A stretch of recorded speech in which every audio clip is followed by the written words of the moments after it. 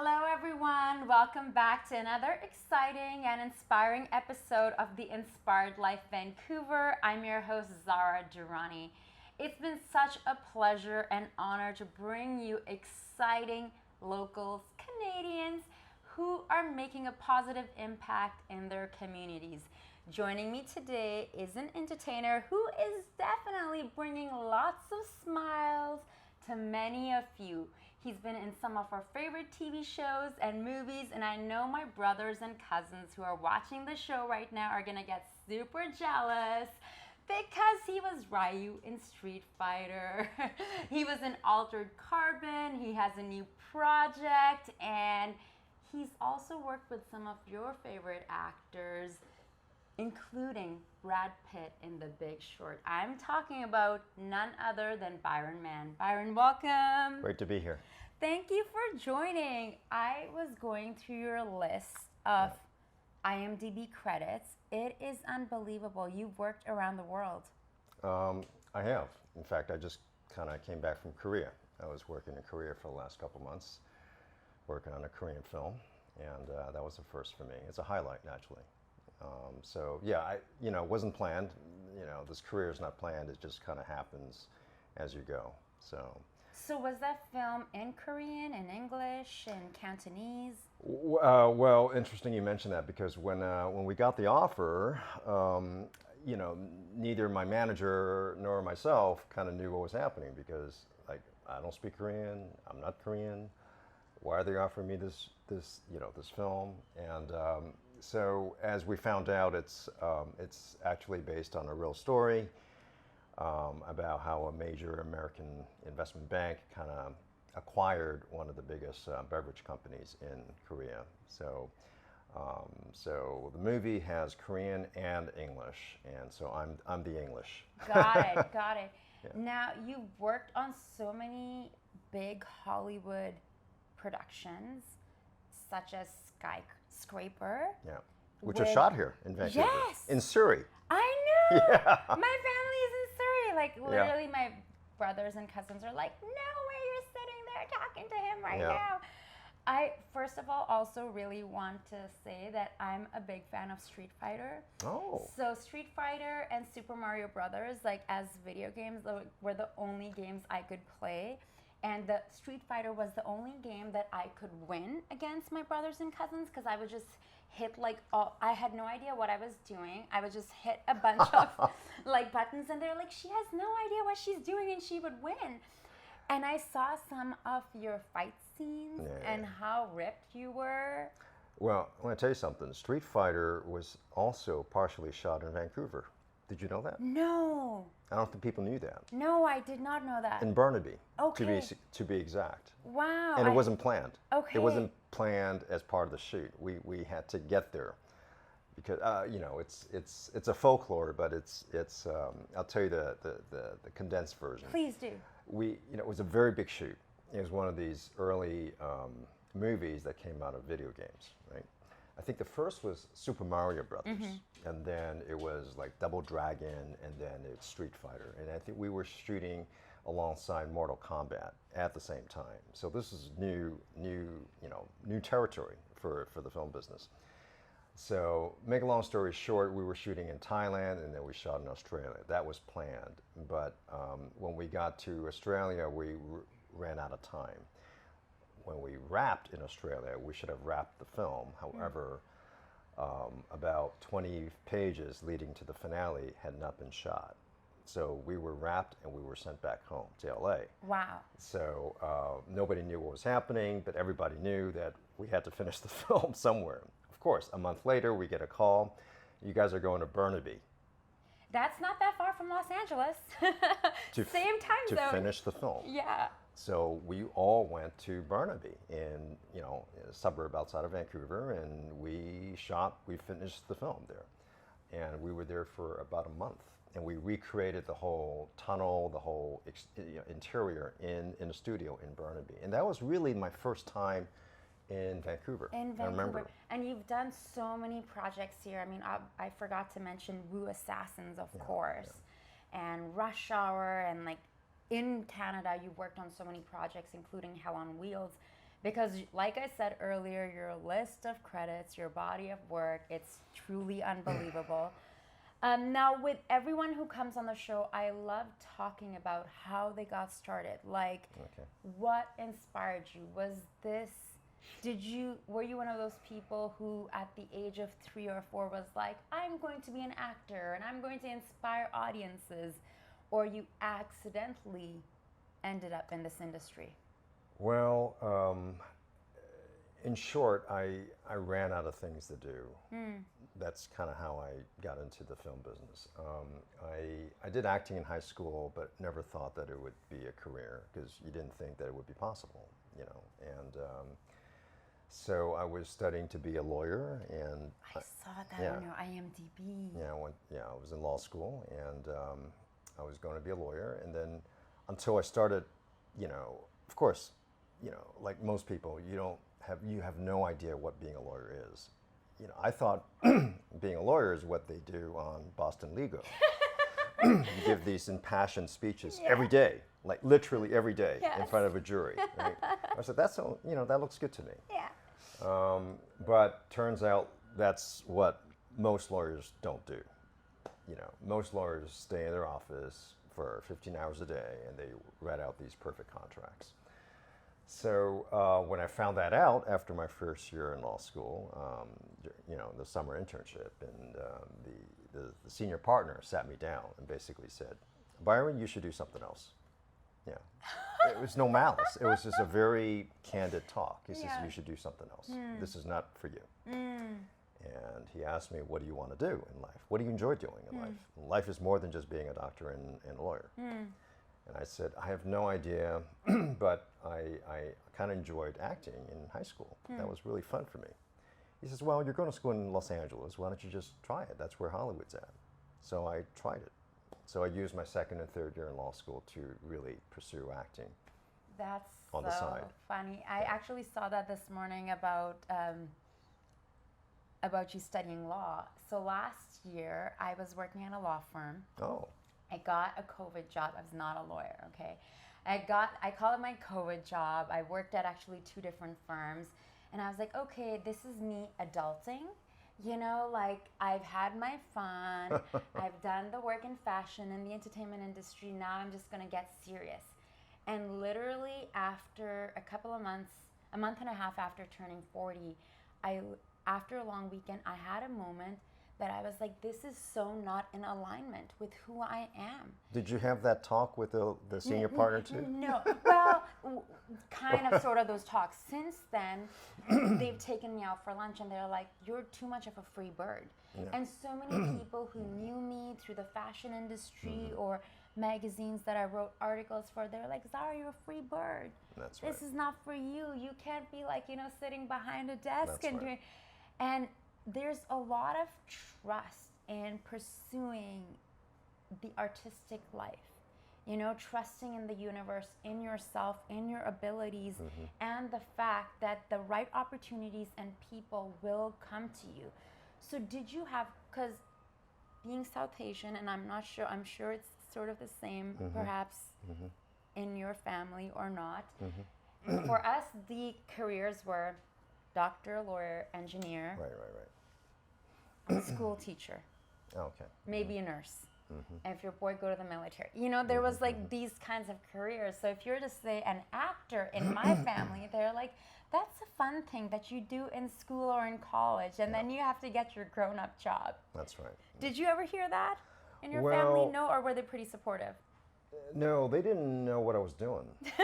Because I wasn't living with them. Yeah, okay. You know? So they were, at that time my parents were in Hong Kong and I was in Los Angeles, and so they had no idea what I was doing.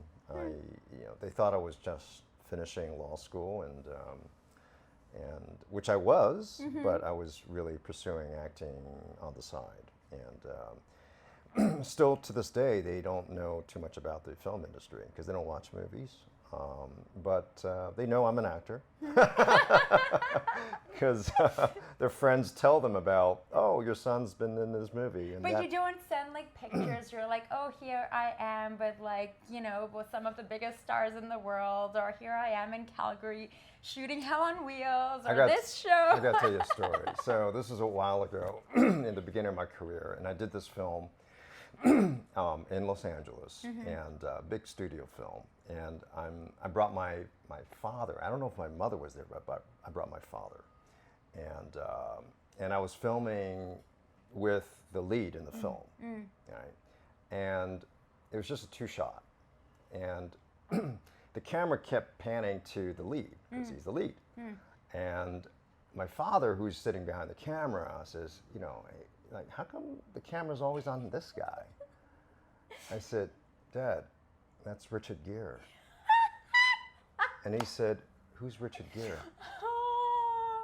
And I heard Richard Gere is one of your heroes. Like, he's one of the actors you absolutely... I love, yeah. He makes it... First of all, he's super sexy. Like, he's just like, wow, look at this guy. Like, he's a movie star. And then secondly, he's a great actor. You just don't... People, who are good looking, they don't get the credit of being a good actor because sometimes people think, oh, it's just their looks. Actually, they make it easy. Yeah. They make it look like they're not acting, but they actually are acting. Like people like him, Paul Newman, Brad Pitt. Yes. They're actually really good actors. But Richard Gere was fantastic. I mean, it was an experience of a lifetime. I can imagine, like, the charisma and, that he has a certain tone and vibe, like the way that he talks. So tell us about working with him. What was that like? Well, like, you're doing these scenes with Richard Gere. I remember, our first table read, which is a table read is when it's a regular rehearsal. All the actors and the director sit in a room and you just read the scenes from the script just to hear it. And he was, late, fashionably late, but that's fine. He was like maybe half an hour late, but it's fine. We're all waiting for him. Stuck in LA traffic. And then boom, the door opens, he comes, sits right next to me, and he just starts talking. And I thought he was just talking about the day, like his traffic, whatever, right? And then like a minute into his chatting, I realized, oh, he's actually starting the rehearsal. He's actually talking, he's saying the dialogue of the script. I didn't even realize that. Okay. I didn't realize he was acting. Wow. That's how good he was. That's how natural. Yeah. Yeah. That's I'm sure. What was that experience like for you? Because he hasn't been working on any projects lately, not that I've heard of, but there was that time, like I remember even in Pakistan, he's like at the peak of his career. Like, you watch any Richard Gere movie that comes out because that's going to be a phenomenal project. Correct. I'm sure that would be like a master class working with him. It was just, I tell people, I have like young actors say, hey, in fact, I just had this, Zoom call with someone, with a friend who wants to be an actress, and she just saw my latest film, The Modelizer, which we can talk about, and she asked me, this was last night, she asked me, which technique were you using? When you were filming this film, because you play that character so well. Yeah. And I jokingly said, well, I used the modelizer technique, which is, I'm just joking with her, right? But the gist of it is that, you learn by doing it. You learn by doing it. Don't get too hung up on technique and whatever. You learn by doing it. And so I learned by watching great actors like Richard Gere working and see, oh, wow, that's how he gets into his character, or that's how he gets into the scene. And this is what he does when he does the scene, or when he's trying to work out the scene, Yeah, it's great. I mean, it was just, I think I learned more doing that than going to acting class. Yeah. Sometimes, yeah. Wow. Yeah. Now, your work's taken you to some amazing locations around the world. Like, you've worked on many projects in Vancouver, across Canada, in the U.S., but like you were saying, you were just in Asia, you were working on that project. Is there a particular location or a particular project that really stands out for you than the rest? Oh my I mean, goodness. it's hard to say once. You're allowed to Yeah. say like one or two, maybe three. Is there any particular project that Yeah, stood out? in terms of the project and the location that you were like, wow, I get to be here, I get to work on this.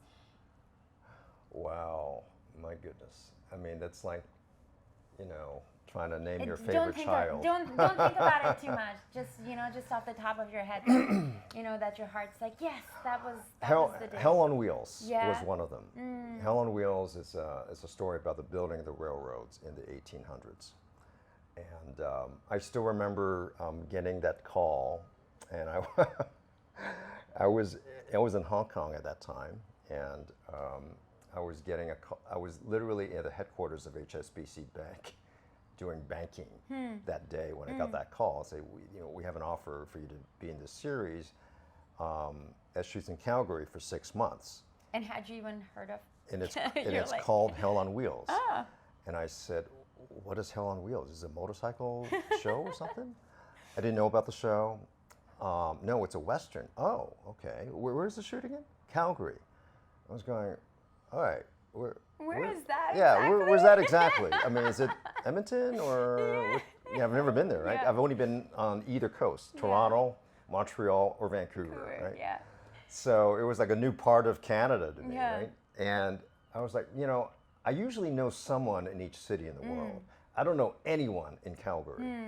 And that disturbs me because, if you don't know anyone, you might not have as good a time, right? So I almost turned it down. I said, Yeah. I don't know if I want to go to do 6 months in an unknown city and not knowing anybody. I'm not going to have a good time. So my manager said, please read the script. And I read the script, and it's one of the best pilot scripts I've ever read. I was like, oh my goodness, wow. I have to really think about this. So I was checking my Rolodex. Who is in Calgary? Who's in Calgary? Nobody. You're asking around, texting people. Yeah, you know I'm looking at the anyone there? map. Like, okay, it's 1 hour from Vancouver. Not too bad. Okay, maybe I can do You this. can go to Vancouver on weekends. Yeah, maybe I can do this. Yeah. So make a long story short, we shot the show 6 months in Calgary. The show comes out. It is one of the highlights of my career. Doing this show, playing that character, working with the producers and the writers and the showrunner on that project, working with all the actors on the show. I mean, it was one of the highlights. So it's such a good show with such strong writing, and it's a history that it's part of a history that relates to my background actually, Yeah. because my whatever great-great-grandfathers, I'm sure one of them worked on the railroads, and that's part of Canadian history. Yeah, and I was watching some clips of you from that show, and you are so different compared to Byron sitting here, from your hair to the wardrobe and how you're even walking and standing. I saw some of your interview clips of like you creating characters from the haircut. Tell us about that, from like the hairstyle. Oh yeah, hair is really important for me. Tell us about that. Every actor works differently, right? It's very different, as you know, as a creative person. Everyone has their thing. So my thing is hair. The guy, I need to know what I need to know what this guy looks like in the hair department. So, and it took a while because I remember asking the showrunner to send me some photos of prototypes of this character, and there wasn't any. I mean, this was 1860s. There's like a Chinese character from China who went to, I think, the U.S., Utah, to build the railroads. So I had to kind of look through myself online and look at these characters. So I finally, a lot of times it's hit and miss. You just kind of try different things in the makeup truck, basically, to work with the hair person. Just try different things, and so finally I kind of worked out a system where I think this guy's hair is all pat down, so it finally kind of worked, and it worked. But I tell you the funny thing, now that I'm talking about the show, I also think that this guy, because he reads a lot of poetry and English, Shakespeare and stuff like that. So I think that he would speak, not like me normally, he would speak probably with some sort of a kind of like some variation of an English accent, right? And so I was like, let me think about that. How can I pull that off? So not knowing anybody in Calgary and not knowing any of the cast in Calgary on the show was an advantage, because so I went in there speaking with some sort of an English accent on and off the screen for 6 months. Because no one, okay. Because no one knew me. Yeah. From Adam. Yeah. So for 6 months in Calgary, on and off the set, I spoke with an English accent. And it kind of because I went to school in Hong Kong. I went to a British high school in Hong Kong. It was an English colony, right? So it kind of made sense. Yeah. I've also heard some of your interviews like on YouTube over the last couple of days. And sometimes I'm like, is it my ears, or like, sometimes your accent is a little bit different than other times. Yeah. Like when you're doing press for Hell on Wheels or Skyscraper or any of the, and I was like, he sounds different every time. Is it because you're still carrying the character from the project you just finished? It's probably. Does that happen? Because that sometimes happens to me if I'm hanging out in London with friends. Yes. I went to school in Pakistan. So the British school system, the mannerisms and my English, because English is not my first language, it's not my native language. So I changed my tone, everything changes. Yeah. And then when I'm back here, I sound different, versus when I'm in Paris, I slow down. I kind of break my English a little bit to make sure the people truly understand what I'm trying to say. That happens to me too. Yes, yeah, because you speak several languages: English, Cantonese, Mandarin. Yes, that's right. A bit of Thai. Yeah, that's right. That you learned for a project. Yes, and now a little Korean too. Oh, fabulous. But anyway, so go back to that story. What happened was, so we wrapped the show, and then like 9 months later, I bump into an actress from that show, and I'm just speaking like him right now. And she looked at me and she was like, "How come you're trying to put on an American accent?" I said, "This is actually what I normally speak in." She said, "What the hell?" Because the whole time you were speaking, I was speaking with an English accent. Yeah. That's amazing, and they totally believe that. But I think it's also how you carried. Like I was watching the clips of your character and your stature and how you stand, and even the whole look in your face. It's a different. Yeah. It's a different era, right? Yes. It's a different era, different guy, and it was. But I thought it was, the fact that I initially didn't want to go to Calgary at all. It ended up being one of the highlights of my career for all these reasons. All these reasons. It was, it was really fun. Because you dove into the unknown. And that showrunner, John Worth, who was the showrunner is the guy who actually is responsible for the entire show. The showrunner for Hell on Wheels, a wonderful gentleman, John Worth. From that experience, he created Wu Assassins. Yes. And he created that character for me. So all these great things that came out of me not wanting to be in this, is like that. What's that biblical story about that guy who didn't want to go into the big whale's mouth? He ended up having the best experience. That's amazing. No, it's so true and so well said. Sometimes I think our fear.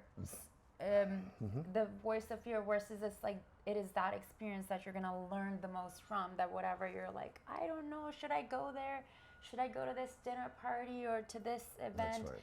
Sometimes just go, even if it's for a bit, and you may have the most amazing experience. Wu Assassins, but before we jump into that, I've seen some clips of you and photos of you.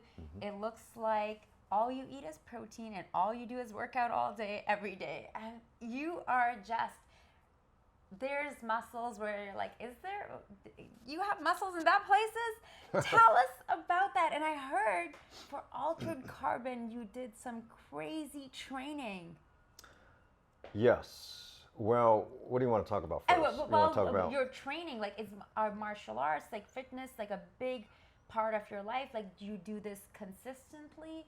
or for specific projects? More the latter. I mean, you know, every time you do it depends on what the movie or the show needs, right? If it's a lot of fighting and action, you know, the bar is set very high right now these days, right, for movies, right? So, you know, you have movies like John Wick and stuff, and these guys train 6 months, 9 months before they roll camera. So, most of the time now, before a movie starts, and if there's a lot of action, you have to train for it. I would like to, at least. So that's it. You do, you know, whatever you need to do. Weight training, you do fight training, and you go, you know, you go for it. So I did this, there's this movie that's coming out, I think this fall or in the spring. It's called Dark Acid. It's an action thriller. I had to do personal training, like, you know, Monday, Wednesday, Friday, and on Tuesday and Thursdays I would do fight training. Yeah. So do you have background in martial arts, or you got into? It's a little bit of both. I had some background, but really I'm a tennis player, right? So I'm somewhat flexible and agile. And then, but we're talking like since Street Fighter, like 20 years ago or more, I've been, you know, on every project that I've done that requires a lot of action, you train 3 months, 6 months with the whole action team. So I've done close to 70 movies now, or in TV shows. So, you know, you do the math. So I've done a lot of training in that regard. That's amazing and unreal, because when I saw like from Street Fighter to Altered Carbon, I was just like, wow, he's just like living in the gym, eating like super well. Do you indulge? Do you allow yourself to indulge? Like have a croissant, have any pastries? No, I mean that's my weakness. It's my weakness, and you know, look, you know, it's like shopping. If you don't see it, you don't have to do it. But if you see it, you're gonna have to. There's a half-eaten croissant over there for me. You know what I'm talking about, Yes. right? If you don't see it, Yep. No, I you feel know, if you. you're just looking at salads every day, that's fine. You just Yeah. eat salads Yeah. or whatever, right? But if you start seeing a croissant, a chocolate croissant from Thomas Haas, it's over. And especially when you can smell it. Yes, it's How over. can you say no when you smell? It's in my tummy. Right? You know what I'm talking One about. gulp. Oh, I totally know what you're talking about. Yeah. So let's talk about Wu Assassins, filmed here in Vancouver. Yeah. It's amazing how many projects that are filmed here that everyone thinks they're in LA or in the US. It was here in our city. What was that experience like for you? It was a very special experience. It was reuniting with the showrunner, John Worth, and working with a great group of Asian Americans, Asians, really, you know, not everyone's from America. So it was, a lot of them are really well known now in their own right? So it was, so, you know, working with Iko Uwais from Indonesia. He's one of the premier action stars working today, you know, from the Raid movies. Working with him was great because, I mean, he's the gold standard. So I learned a lot of stuff just in terms of action from him. I mean, he moves so fast,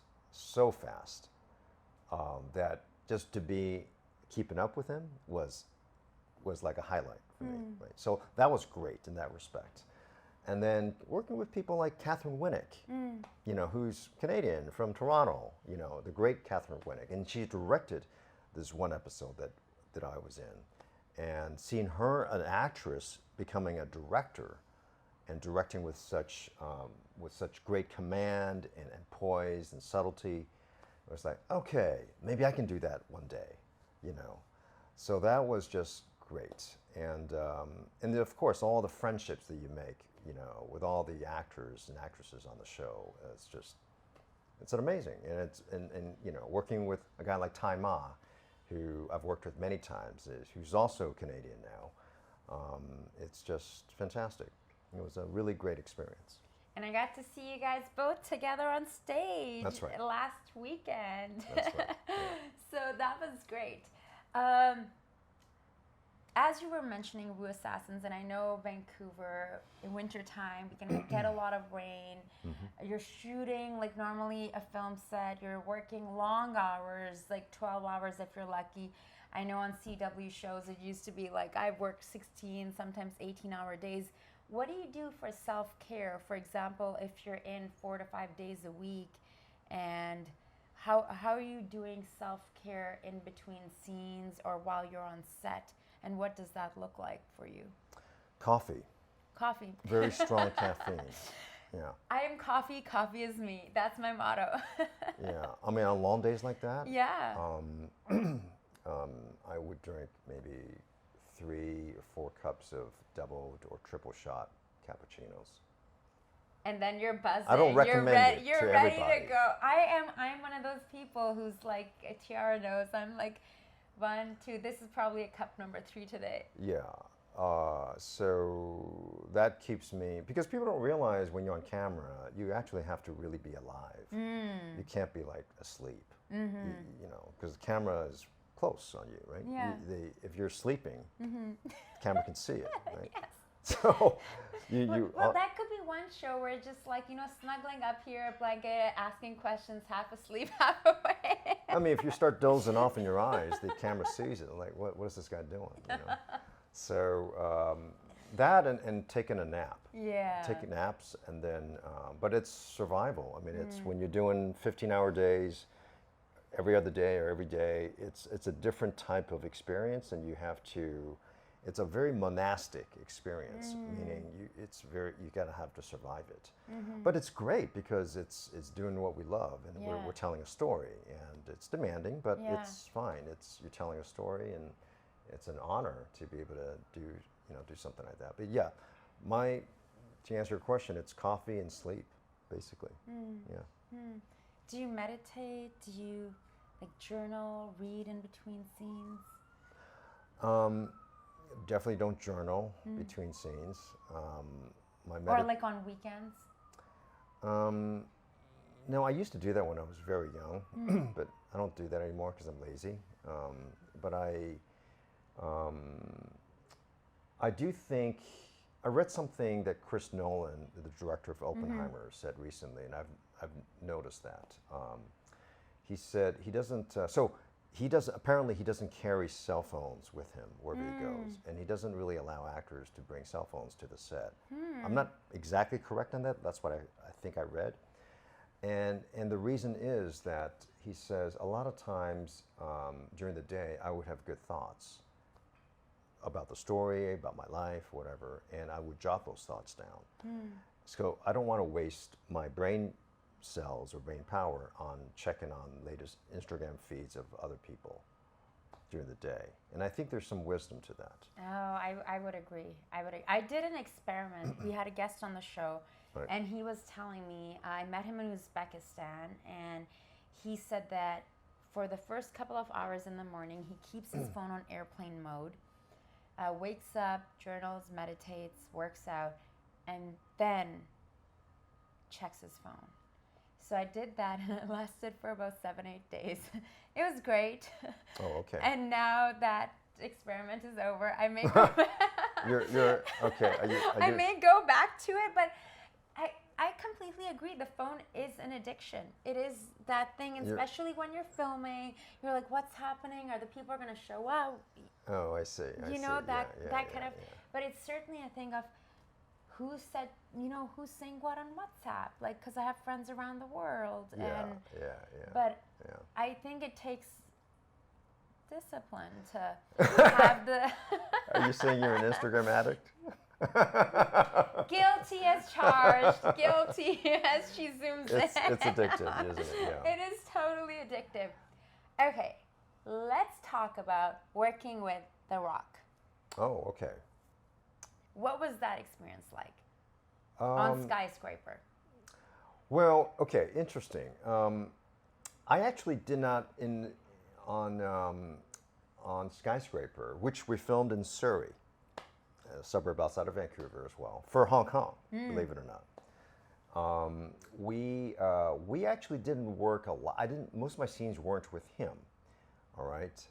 However, I got to know him when we were doing press for Skyscraper in China, in Hong Kong and stuff.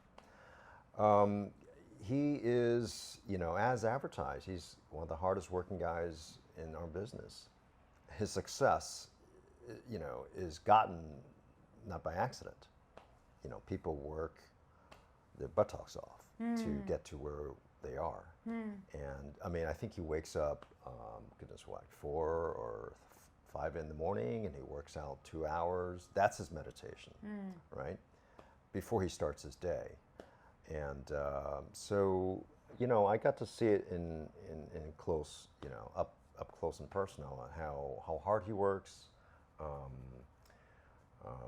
and the team that he's assembled. His company is called $6 Production. You know this? No. Yeah, I think it's $6 or $7. I think it's $6. Anyway, you can Google it, but that's how much he had when he started. Wow. He had $6 in his bank account. So he remembers where he came from. So it's a testament. It's Love that. I remember my brothers were obsessed with watching wrestling, and yeah, sure. I remember watching all those matches and what a great job he did branding and then transitioning to a film career. You worked on The Big Short. Oh yeah. Yeah. With what a cast. Yeah. Oh my goodness. So tell us about that. I was so curious to ask about, I know your scenes were with Steve Carell, but it's like you have Brad Pitt, you have this, and all these eyes of the world. Do you ever think of, when you're shooting, when you're filming, are you just so focused on your character and not thinking of what the audience is going to think? Or is it in the back of your mind, this is going to be shown across the world, going to go to film festivals? What is people's reaction? Or do you ever think of that, or no? No, the reality is that when you're filming a movie or filming a show, it's sometimes it's a year and a half or 2 years before that show comes out. So you can imagine when you're filming it, you have no idea what the audience reaction would be like, or what the show could be like. You just don't know. All you're thinking about is what's happening at this moment in the scene that you're trying to accomplish. So we filmed that film, The Big Short, in New Orleans, and it was a very no big deal kind of a environment. It was it wasn't like there were paparazzi everywhere. There's nothing. It felt like an independent student film. We just kind of showed up. Oh, hi Steve, how you doing? Let's do this scene. And Adam McKay, the director, is a wonderful director. I mean, he comes from comedy, right? And I think he was one of the writers of Saturday Night Live, very, very early on. And he was Will Ferrell's partner. And he just wrote this incredible script about the crash and made it really relatable to the general audience. So when we were filming, it was a lot of improv. It was really free and flowing, and it's just, some of the stuff, when we were doing the improv, me and Steve Carell, I was like, man, that won't make the final film. Of course, it made the final film. Yeah, like what? Tell us. Oh gosh, some of the ad libs. He would just keep going. Like how long would your scenes go till? Oh yeah, we would do the scripted dialogue, a few takes, and then eventually, almost on every in every setup, Adam, the director, would say, "Okay, on this take, just say whatever you guys want. I mean, it's just improv." Go, what? And they said, "Yeah, just do whatever you want. Just go." So that's what we would do. Yeah. And we just kind of make up stuff as we go along. Use some of the dialogue from the script, and he'll make some of the stuff from, off the cuff, and sometimes I would go, man, that would never make the final cut. And of course, that made the final cut. Yeah. Maybe because you're just not thinking and just having fun and going with it. That is amazing. And how was doing press for that show? Because I went to go see that movie in the theaters. Okay, well, thank you. Yeah, Yeah, thank you. And I also binge watched Altered Carbon. Oh, okay. Yeah, Wow, wow, watched wow. quite a few of your projects. Oh, wow, Yeah. wow, wow. Yeah, these are, so uh, doing press, it was, we had no idea. I had no idea that, so I did that, flew into New Orleans, shot 2 days or 3 days, and then that was it. Didn't hear from the film, didn't do ADR, didn't do dubbing, nothing. And then a year and a half later, it comes out. And then slowly, people started watching it, and it started building. I remember when I went to see it, the theater was full. Yes. Yeah. Yes. You just never know. I mean, Yeah. no one would know that. It sounds like your Calgary project, Hell on Wheels. Really. Yeah, no one knows. I mean, when you're doing it, you would not know that how the audience would react to it until sometimes it's not overnight either. It takes months, sometimes a year. Even today, I was shooting this Korean movie and in Korea like a couple months ago, and the director hired me because she saw The Big Short, and this is like 7 years later, right? So she said, "I just wanted you because you're that guy." Yeah. So I said, "Okay." Cool. Here I am learning some Korean. Great. Yeah. Let's talk about your latest project. Can Yes. we talk about that? Yeah, sure. Modelizer. What is the Modelizer? Who is the Modelizer? The Modelizer is a rom-com, romantic comedy, and it's set in the world of international models in Hong Kong. And it's loosely inspired by this whole world, this whole culture of models and modelizers in Hong Kong. And modelizer, for those who don't know, is someone who pretty much exclusively dates models. And so I stumbled upon this world and learned a lot about it and researched it, wrote the script, and got my friends and partners to direct it. And we flew out a team from LA, and then there were actresses from Brazil, from Poland, from Croatia, from a K-pop star from Korea. They all flew in. We shot during COVID in Hong Kong, and it just was released a couple weeks ago in the US and Canada. Congratulations. I did not know you wrote it. I was watching the trailer. It looks like a lot of fun. Yeah. I think you should go to Paris for research tour. Did you go to Paris? It's like I lived in Paris. All you see is like 6 foot tall models. Amazon. Everywhere. Right? Yes, I know. that's right, Everywhere. That's right. Yes. I mean, we're looking at different possibilities for possible sequels. Yeah, or even a series. I don't know. Yes. Yes. So it's we're very proud of the film. It's funny. It's satirical. It's you have to see it. Yeah. And in terms of locations, there seem to be some really gorgeous locations when I was seeing Yes. the clips online. Yes. It's meant to be a love letter to Hong Kong. It shows Hong Kong in its full glory, and not just the buildings, but beaches, mountains, nice restaurants, et cetera, et cetera. It's cool. I've only flown into the airport, on my way to Bali. Okay. I wish I had enough time to explore Hong Kong, but certainly been one of the places I wanted to visit for shopping and for food. I feel or just wandering the streets to experience Hong Kong. You split your time between Vancouver, Los Angeles, Beijing, and Hong Kong. A global citizen. Tell us about that. Well, how do I say it? It's not that I really want to be a global citizen. It's just because I kind of go where the work is, and I've been living on and off in Vancouver for more than 20 years actually, and it's second home, it's first home, whatever you want to call it. And you have family here. I have family here, and it's an incredible experience in Vancouver. In the summer, second to none. But I've also spent a lot of time in Toronto. I spent a lot of time in Montreal. I shot The Recruit the series on Netflix there in Yes, Montreal. yes. And I can tell you, I mean, Canada is one of the greatest countries in the world in terms of, look, people are kind of like happier here. You know, it's definitely safer here and than the U.S. Canada's been great to me. It's been an incredible, incredible journey. I never thought growing up in Hong Kong that I would be a Canadian citizen and also be working in Canada so often. It's been a blessing upon blessings. Well, we love having you here.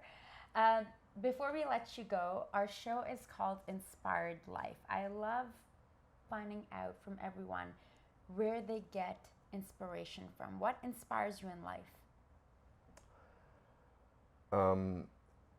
I think several things. I think you need to travel to get out of your comfort zone, to be inspired. You know, like my Calgary story, I was inspired by going into a city that I didn't know anybody and let that experience fill you. So that was inspiring as it turned out, right? And my second thought would be you have to be happy. So you got to go to your happy place. And your happy place could be anywhere in the world. It doesn't matter. It could just be like. It doesn't have to be Hawaii. You understand? Even though Hawaii is quite amazing. Yeah.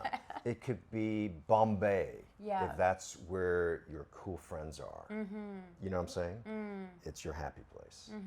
And you got to go to your happy place every now and then and just get refilled. And because when you're happy, you can relax. Yeah. When you're not happy, you're tense. Yeah. But when you're relaxed, then things, if you notice, when you're relaxed, a lot of good thoughts come to you. You know what I mean? Like I get a lot of inspiration in when I take a shower, like a warm, hot shower. And sometimes I'm there for like half an hour. Getting ideas for your next project. Yeah, because I finally realized. Well, I've talked to some people. They say, "Yeah, I get the same thing too." And we finally realized why that is because you're relaxed. When you're kind of in a warm shower, you're relaxed, and when you're washing the day away or like starting a new day. Yeah. When you're relaxed, a lot of good thoughts come to you. You know. That sounds like your meditation. Yeah, in the shower. You heard it right here. Who would have thunk? Yeah, no, I completely agree with that. I feel like for me, I'm going to be traveling to Paris for Fashion Week in like a month and a bit. Yes. You are? Yes. Maybe you can come and meet us and I can show you around. That's amazing. Yeah, Fashion Week is an experience. It's an experience. April, who's here from Rue Assassins, one of the makeup artists, she was there. I brought her to some fashion shows. It's just like a different world. You know, such a different world.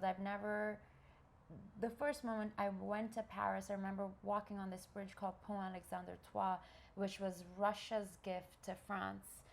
This beautiful, stunning bridge. I remember walking on it, and my mom had just passed away, and I was just like in this place in life, and the city just like hit me. And I remember thinking before I would go to Paris with a lover or when I'm engaged or on my honeymoon, something like that. And here I was by myself.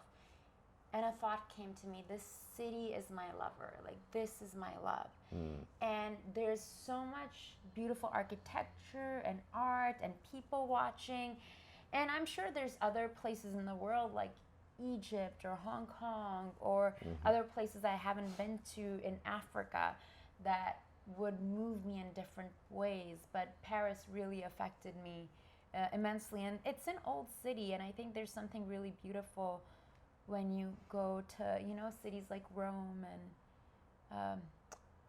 Well, you got to bring me there. Yeah, you have to come along. That's some research, R&R for... Yeah, totally. For Modelizer number 2. I was just talking to a model friend about Paris Fashion Week. Okay. Last night. Oh, wonderful. So it's, yes. You're meant to go, or you miss September? When do you leave? It's 1 week of just insanity. Yes. It's just the whole city's enveloped. Oh, it's chaos. Right. It's like literally when I was done, and I had to really set my intention for how I'm going to be when I'm there this time, that I need to take time to just breathe, because you get pulled in so many different directions, invited to, and then it wouldn't just be fashion, because then it'll be like, oh, the Italian ambassador, they're having this gathering and you have to come to this. So everyone from the world is there, from like Middle East to Asia to the US, and it's a great time to meet amazing people. You know, it's just like Cannes or Venice, Berlin, you know. Fashion shows, dinners, parties. Voilà. Fashion show, dinner, parties. Voilà. Every single day, right? Yes. For a week, right? Yes. Yeah. Yes. And she told me Milan is like here, Yeah. and then there's Paris. Yes. Yeah, so, Yeah. okay. Yeah, Wow. you got to go to Paris. Okay. Has there been anyone that you have worked with that made you starstruck, or made you go, oh my goodness, I cannot believe I am working with this person today? Of course. Richie Gere, for one, for sure. Richie Gere. When we were doing the movie The Red Corner. Chow Yun-fat, you know who he is? Yes. From Hong Kong, the Yes. Hong Kong icon. I did this movie, The Corruptor, with him, and in Toronto. And you know, of course, I mean, he's from my hometown. I grew up on his movies, and working with him and meeting him for the first time was like, wow. I mean, you know, for someone that you kind of grew up watching, and seeing them in the flesh for the first time, it does something for you. It's like, oh goodness, you know. So How was that? Were you like? Well, he asked me when he first met me. He says, "Why are you an actor?" That's the first question out of his mouth. I said, "I don't know. Why are you an actor?" Yeah. So, and then it's funny because a few days later we were like trying to kill each other, you know, on screen, right? So, those are probably, you know, two of the, and of course, you know, Brad Pitt. I actually met him on the red carpet. How was that? He's taller than I expected. Really? Yeah, yeah, and So he's not wearing. Okay. no, he's not like 5 feet 1 inches. You know, he's like 6'1" or something. Yeah. He's tall. Oh wow. And obviously very charismatic, and like he's the guy, right? Yeah. And Dwayne Johnson, of course. I mean, you won't forget that presence. I mean, he's big, right? Like every ounce of muscle there, right? So, yeah, I'm sure as I think about it, the list could go on. But Yeah, those are some of the, as you leave, you're like, I could say that. Yeah, no, that is a great list. Yeah, Like, wow, what a career you've had. You know, I feel so honored you could take the time to be with us here today. If anything was possible in time-space continuum, you know, you could go in the present, past, future, and you could work with anyone on any project, feature film or series, what would it be? well, like what kind of project, or who would I work with? Yeah, who would you work with? I mean, it could be something from the past, like a project, like a feature or series, or an actor that you would want to work with. Well, wow, that's a hard question to answer. But I mean, I have heroes. You know, people who've inspired me to be an actor and continue to inspire me. I mean, I love the work of Denzel Washington. If I ever have a chance to work with him, it would be a dream. I remember one of the movies that inspired me to be an actor was watching the movie The Last Emperor. Have you seen that movie? No, I haven't, but I've heard of it. Yeah. Bernardo Bertolucci, you know, the great Italian director. I remember watching this film in England, actually, on a screen in a theater, and I was like, wow. I mean, it's like Gone with the Wind. It's like Lawrence of Arabia, like a film like that. They don't make films like this anymore, or a lot less. But you know, to do something like that in a grand epic style, on a scale like that, with actors like Denzel Washington, it would be a dream. But you know what? I mean, even if my career ended tomorrow, it would be fine because it's been an incredible journey. You know, it would have been better than being in an office typing out, you know, perfect contracts. Well, it sounds like you are going to do this for a very, very long time.